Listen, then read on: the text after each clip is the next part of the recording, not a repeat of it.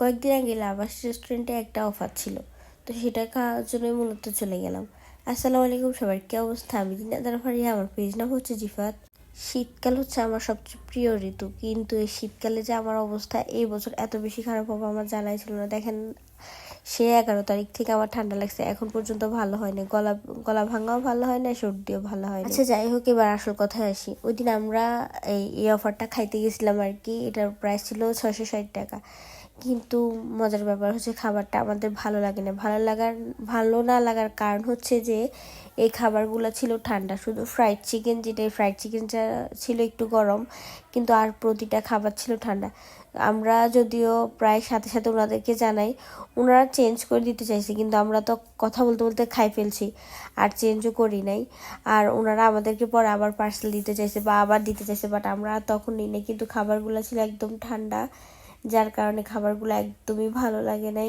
আর আমার এত বেশি খিদা ছিল কি আর বলবো, মানে আমি সেদিনে শুধু সকালবেলা খাই গেছি, আর কিন্তু সারাদিন খাই না। কিন্তু আমার অনেক দৌড়াদৌড়ি করা পড়ছে, ভাবিকে নিয়ে ওদিন ডাক্তার কাছেও গেছিলাম।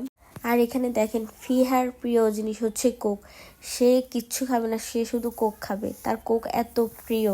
দুষ্টুমে কি বলে জানেন? দুষ্টুমে বাড়িতে আসি বলে আমি নাকি সব খাবার খেয়ে ফেলছি, সে নাকি কিচ্ছু খাইতে পারে নাই।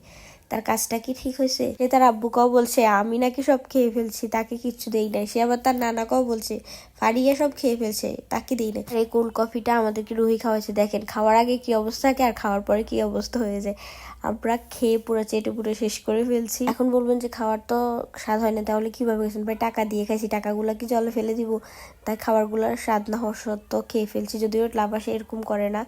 তারপর আমরা চলে যাই 16 ডিসেম্বর, যে মেলাটা হয়েছে শিল্পকলা একাডেমিতে।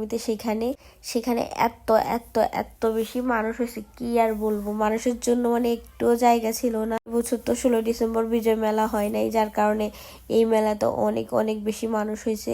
এখানে অনেকগুলো স্টল বসছে। আমাদের নোয়াখালী যে আপুরা আছে সবাই এখানে স্টল দিছে, যদিও আমি দিই নাই। আমি খুব আলসি, দিলে দিতে পারতাম আর কি, দিই নাই।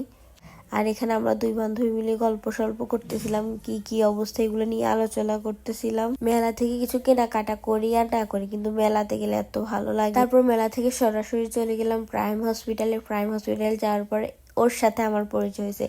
ওকে এত মায়া লাগছে, এত কিউট। ও তো শুধু আমার দিকে তাকাই ছিল, আমাকে মনে হচ্ছে কত বছর ধরে চিনে, কিন্তু তার সাথে আমার এই প্রথম দেখা।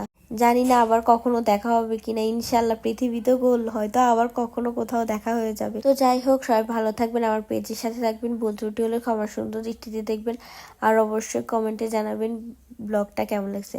আল্লাহ হাফেজ।